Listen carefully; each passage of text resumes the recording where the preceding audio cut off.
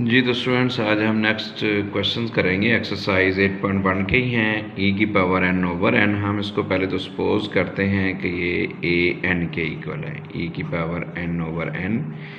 अब उसके बाद इस पर लिमिट अप्लाई करेंगे। Limit n approaches to infinity a n is equal to limit n approaches to infinity e की पावर n ओवर n। अगर हम डायरेक्ट लिमिट अप्लाई करते हैं तो ये इन्फिनिटी ओवर इन्फिनिटी फॉर्म बन रही है। अगर इन्फिनिटी ओवर इन्फिनिटी फॉर्म है तो हमें इसको डिफरेंशिएट करना होगा। अब डिफरेंशिएट करने का क्या मेथड है कि ऊपर वाले फंक्शन जो है उसका अलग डेरिवेटिव, नीचे वाले का अलग डेरिवेटिव। सो स्टूडेंट्स, इसका अगर हम डेरिवेटिव फाइंड करते हैं तो e की पावर n का derivative with respect to n e की पावर n ही होता है, और इसका क्या है जी 1। अब लिमिट अप्लाई कर दो e की पावर इन्फिनिटी, और e की पावर इन्फिनिटी किसके इक्वल है? इन्फिनिटी के।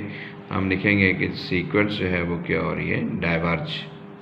जैसे कि लास्ट लेक्चर में हमने देखा था कि अगर इन्फिनिटी जो है वो आंसर आ जाए तो डाइवर्ज है, अदरवाइज क्या होगा? कन्वर्ज। इसी का क्वेश्चन नंबर 10 है। सेम ही मेथड है कि हम इसको a n के इक्वल सपोज करें natural log n minus natural log n plus 1।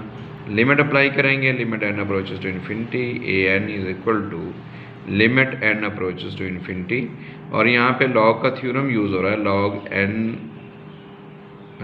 Log n minus log n है, तो इसको आप क्या लिख सकते हो? Log n over n plus 1। Log n over n plus 1। So इसमें लॉग जो है उसको शुरू में लिख लें, क्योंकि लिमिट का थ्योरम है कि जहाँ भी फंक्शन दिया गया हो वहाँ पे लिमिट अप्लाई की जा सकती है। So natural log limit n approaches to infinity. अब जैसे हमने कल कुछ क्वेश्चन सॉल्व किए थे, सेम मेथड है कि n आ रहा है तो हम इसमें जो है वो n यहाँ से भी कॉमन निकाल लेते हैं, या n पे सारी वैल्यू को यूँ कह लें कि डिवाइड कर लेते हैं। तो यहाँ पे 1 प्लस 1 ओवर n रह जाएगा, ये n से क्या हो जाएगा? कैंसिल। तो हमारे पास वैल्यू रहेगी natural log limit n approaches to infinity 1 over 1 plus 1 over n। अब इस पे अब आपने लिमिट अप्लाई करनी है, तो natural log 1 over 1 plus 1 over infinity, और 1 ओवर इन्फिनिटी आप जानते हैं कि ये 1 प्लस इसमें ये आ जाएगा 1 ओवर 1 प्लस समथिंग, और इन्फिनिटी किसके इक्वल होता है? 0 के। तो लॉग 1 आ गया, और लॉग 1 किसके इक्वल होता है? 0 के। तो इसका मतलब ये सीरीज़ क्या हो रही है? कन्वर्ज हो रही है। तो आप इसमें लिखेंगे कन्वर्जेंट। जी स्टूडेंट्स, कुछ और क्वेश्चन भी लिखे हैं, जैसा कि क्वेश्चन नंबर 12 है। a n के इक्वल हम इसको सपोज करें जी 2n का factorial divided by n factorial. अब 2n का जो फैक्टोरियल है उसको हमने ओपन करना है, तो 2n के फैक्टोरियल को ओपन करेंगे तो ये आ जाएगा 2n, नेक्स्ट टर्म में 2n minus 1, 2n minus 2 up to so on, और लास्ट पे आ जाएगा 5 4 3 2 1 डिवाइडेड बाई है जी n फैक्टोरियल। अब इसमें कुछ ऐसी टर्म्स आ रही हैं जिनमें 2 कॉमन है, जैसा कि 2n है, 2n माइनस 1 है।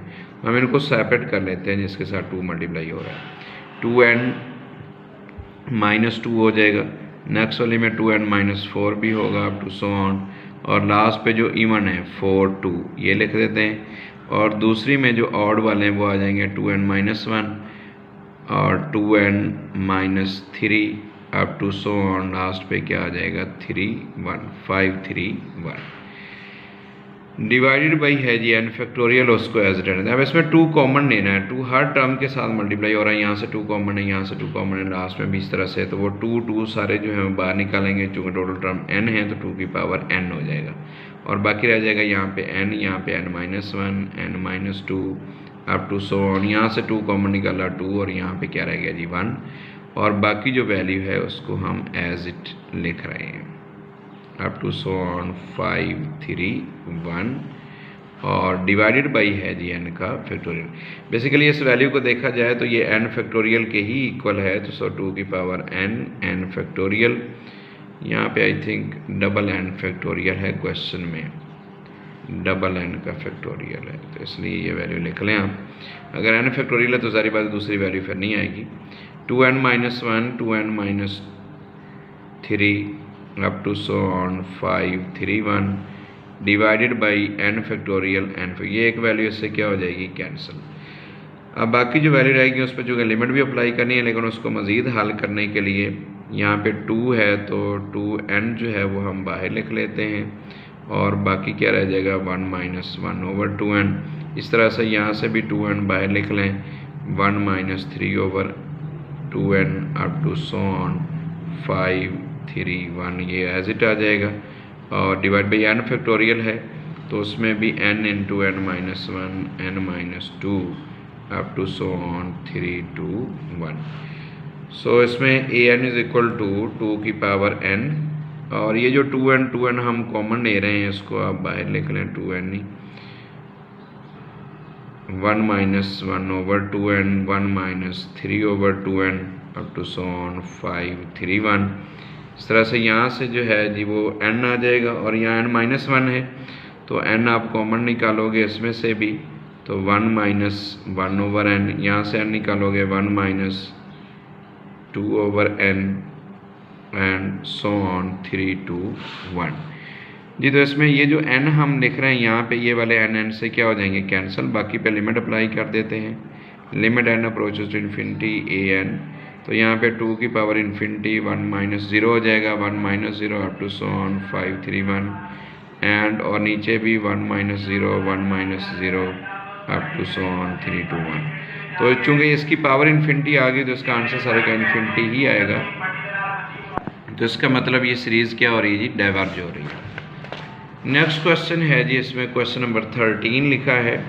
सेम मेथड है कि हम इसको ए एन के इक्वल सपोज कर रहे हैं, 2 minus n square over 3 plus n square whole की पावर है जी इसमें एन जी। तो इसमें हम सेम मेथड है कि लिमिट अप्लाई करेंगे, limit N approaches to infinity A N is equal to G. तो इसमें एन स्क्वायर जो है वो हम कॉमन निकालते हैं, तो यहाँ पे आ जाएगा 2/n स्क्वायर और -1 डिवाइडेड बाई, यहाँ से भी एन स्क्वायर कॉमन निकालेंगे 3/n स्क्वायर प्लस 1 और होल की पावर क्या है n।